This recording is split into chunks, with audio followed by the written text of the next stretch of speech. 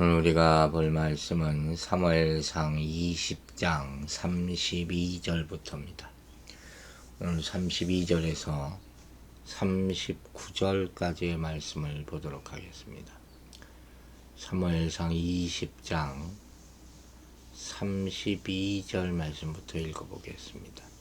요나단이 그의 아버지 사울에게 대답하여 이르되 그가 죽을 일이 무엇이니까 무엇을 행하였나이까. 사울이 요나단에게 단창을 던져 죽이려 한지라. 요나단이 그의 아버지가 다윗을 죽이기로 결심한 줄 알고 심히 노아의 식탁에서 떠나고 그 달의 둘째 날에는 먹지 아니하였으니 이는 그의 아버지가 다윗을 욕되게 하였으므로 다윗을 위하여 슬퍼함이었더라. 아침에 요나단이 작은 아이를 데리고 다윗과 정한 시간에 들러 나가서 아이에게 이르되 달려가서 내가 쏘는 화살을 찾으라 하고 아이가 달려갈 때 요나단이 화살을 그의 위로 지나치게 쏘니라. 아이가 요나단이 쏜 화살 있는 곳에 이를 즈음에 요나단이 아이 뒤에서 외쳐 이르되 화살이 네 앞쪽에 있지 아니하냐 하고 요나단이 아이 뒤에서 또 외치되 지체 말고 빨리 다름질하라 하매 요나단의 아이가 화살을 주워가지고 주인에게로 돌아왔으나 그 아이는 아무것도 알지 못하고 요나단과 다윗만 그 일을 알았더라. 자, 이제 이 사건이 막바지를 향해 가고 있습니다. 이제 이 사울과 요나단의 갈등이 극에 달하게 되고 요나단이 사울의 죽을 뻔한 일까지 발생하게 되죠. 그게 32절 말씀입니다. 요나단이 화를 냅니다. 자기 부친 사울이 경노해서 막 자신에게 욕을 퍼붓잖아요. 어머니 이름까지 막 인용하면서. 이게 요나단도 화가 날 대로 난 거예요. 그리고 사울에게 묻습니다. 다윗이 죽을 일이 도대체 무엇입니까? 진실이 무엇입니까?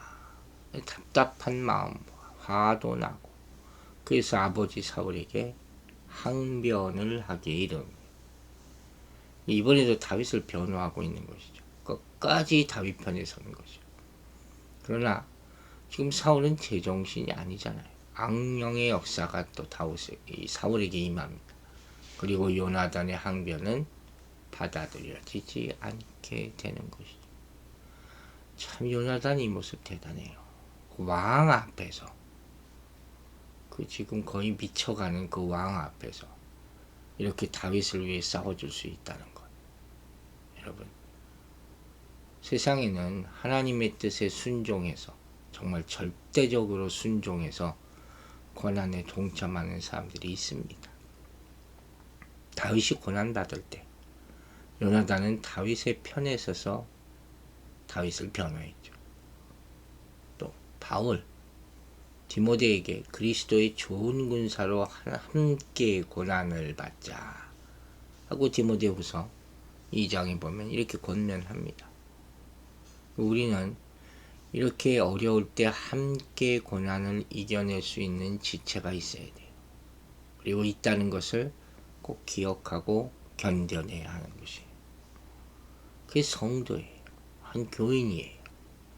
성도는 한 소망을 품고 한 길을 가는 게 그게 교회예요. 동행이라는 말 쓰잖아요. 여러분, 동행이 얼마나 어려운지 아시죠? 함께 간다는 거. 다 자기 멋대로 가지 누가 함께 갑니까? 동행하기 위해서는 서로의 어려움을 살피는 것이 가장 첫째예요. 그리고 성심성의껏 돕는 것이 필요하다는 거예요. 누구나 다 부족한 점이 있고 어려운 때가 있기 때문에.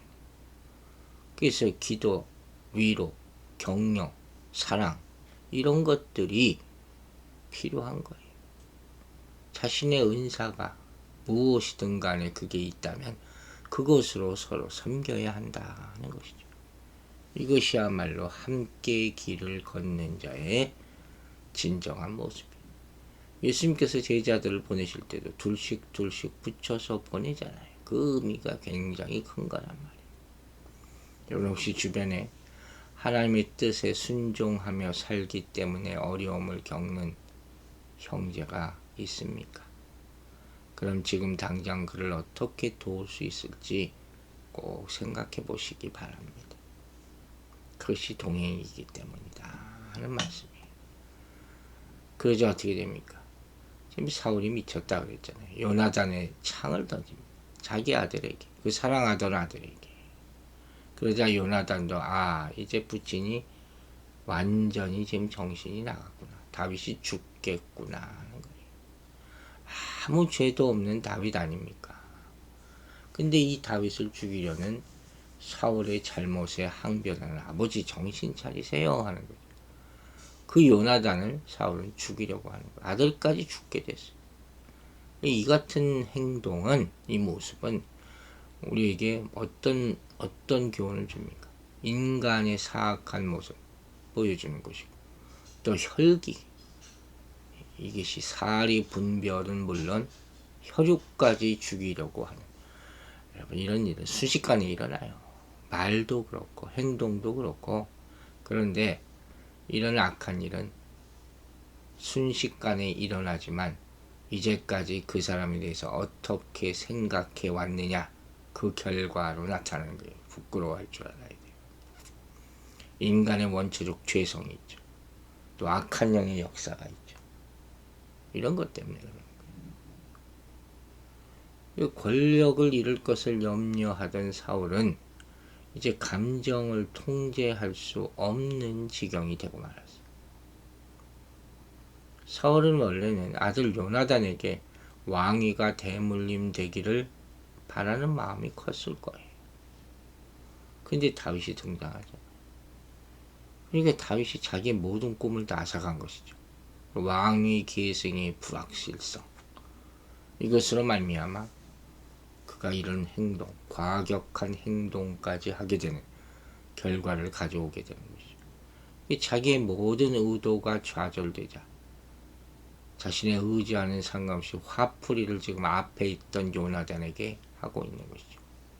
그 악한 감정에 사로잡히고, 그 감정이라는 것은 우리 이성과 논리에 반대되는 행동을 하게 돼 있는 거예요. 인간이 이성적인 동물이라 아무리 얘기해도 소용없어요.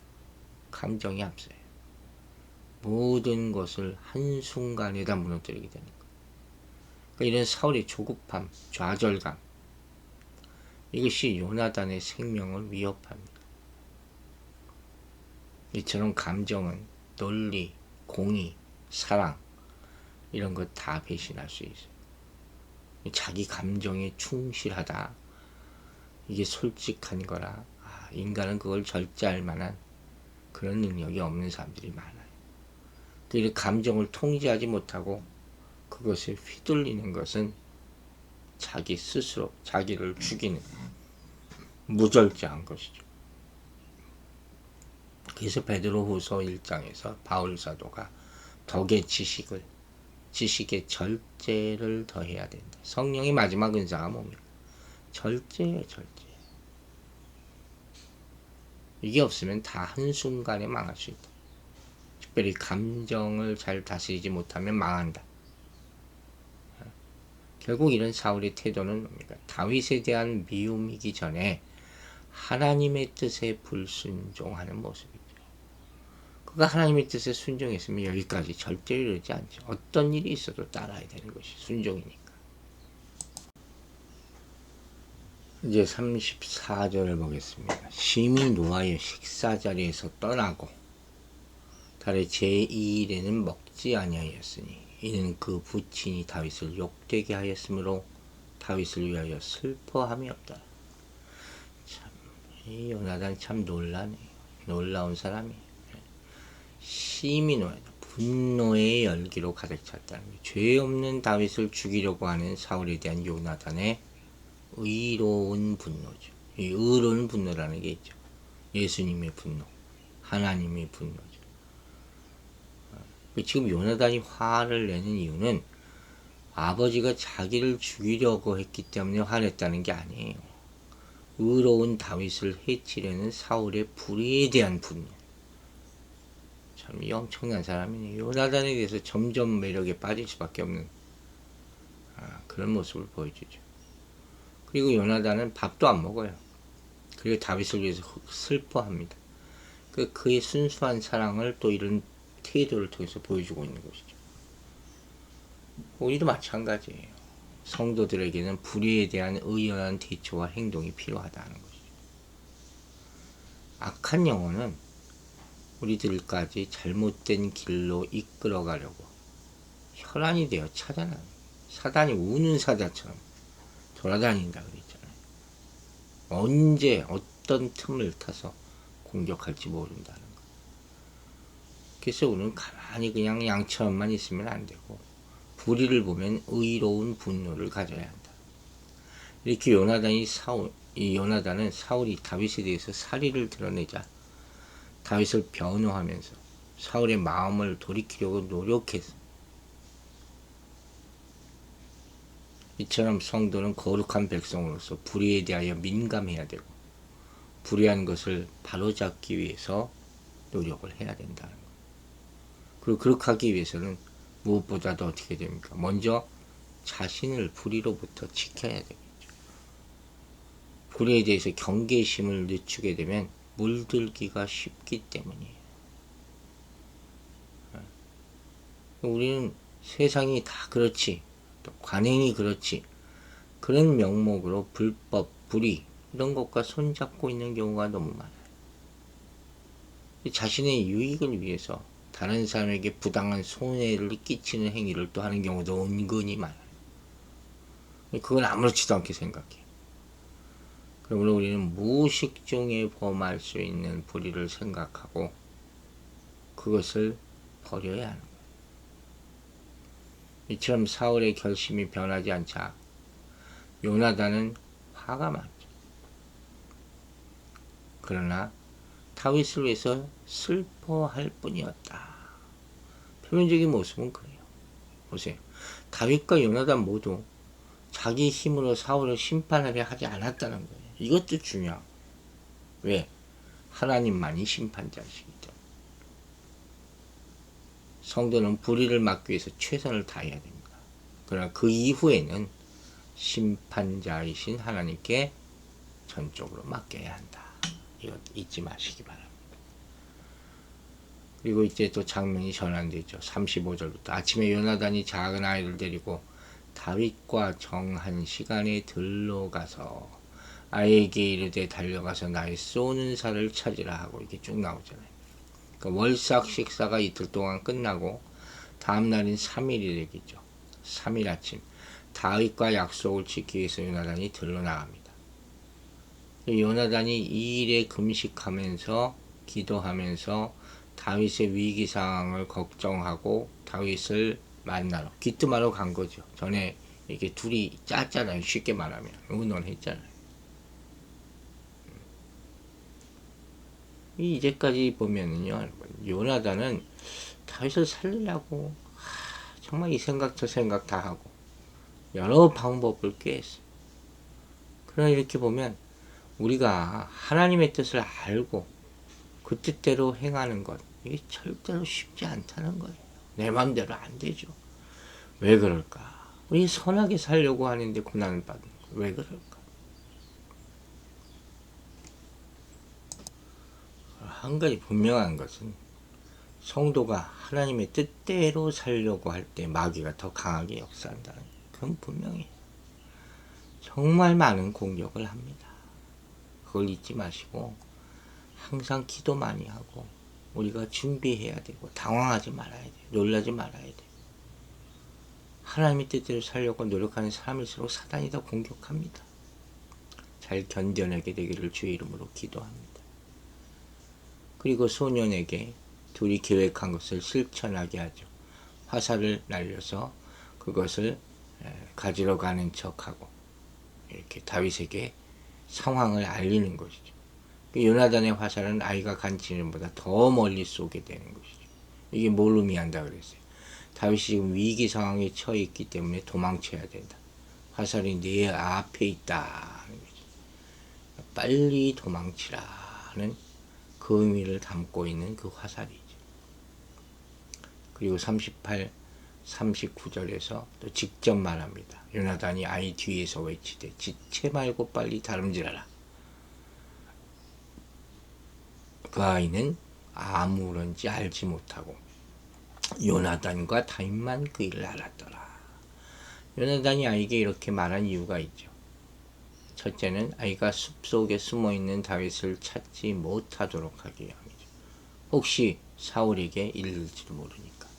또 다윗에게는 지금 현재 상황이 심상치 않으니까 빨리 피해야 된다는 것을 알려주기 위해서죠.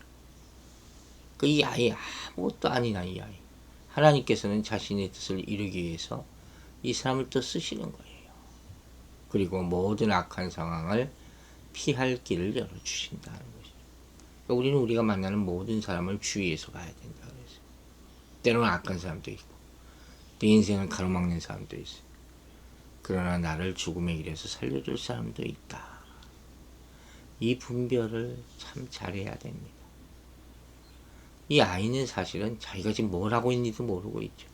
사울, 요나단, 다윗, 이 당대 어마어마한 사람들, 그 사이 이런 복잡다단한 갈등을 할 리가 없죠. 이 역할을 하는 것만 해도 두렵고 떨렸을 거예요. 그러나 그저 요나단이 시키는 대로 순종하고 자기 의무를 이행하고 있습니다. 그가 한 일은 아무것도 아닌 것 같죠. 단순한 것 같죠. 화살을 갖다가 얘기하는 것. 그러나 그가 한 일은 화살을 주인에게 찾아다 주는 그런 일상 업무가 아니었어요. 하나님의 사람을 살리는 중요한 사명을 수행한 것이죠. 즉 자신도 모르는 중에 일을 감당하고 있다는 것이죠. 여러분 그거 아세요? 지금 우리가 하는 일 중 많은 부분도 그런 거예요. 내가 사실 하나님의 일을 어마어마한 일을 하고 있는지 모르지만 하나님의 크신 계획 가운데 내 인생이 있다는 것. 그걸 알아야 되는 것이죠. 그러므로 자신에게 주어진 일상에 신실하시기 바랍니다. 하나님의 소명이 우리 매일매일의 삶에 담겨져 있습니다. 매일매일 신실하게 충성되게 사는 여러분과 저가 되기를 주의 이름으로 축원합니다. 기도하겠습니다. 아버지 하나님 감사합니다. 지금 이제 사울은 거의 미쳤고 요나단은 슬프고 다윗은 위기일발의 상황입니다. 그러나 이 순간에 이 일촉즉발의 순간에 하나님은 어린 소년을 쓰십니다. 그를 통해서 하나님의 사람을 살리십니다. 하나님 감사합니다. 신실하신 주님께서 우리의 삶의 가장 힘든 순간에 누군가를 통해서 우리의 생명을 지켜주시는 줄로 믿습니다. 우리는 다만 그 하나님을 믿고 우리도 신실하게 매일매일의 삶을 그야말로 정성되게 정직하게 의롭게 하나님의 뜻에 순종하며 살아갈 수 있도록 도와주시옵소서. 오늘 하루의 삶도 주의 손에 의탁합니다. 주의 뜻이 이루어지는 소명의 통로가 되게 하여 주시고 우리 성도들 무엇을 하든지 간에 하나님의 뜻에 순종하고 성실하게 사는 하루가 될 수 있도록 축복하여 주시옵소서. 감사드리며 예수 그리스도의 이름으로 기도했습니다.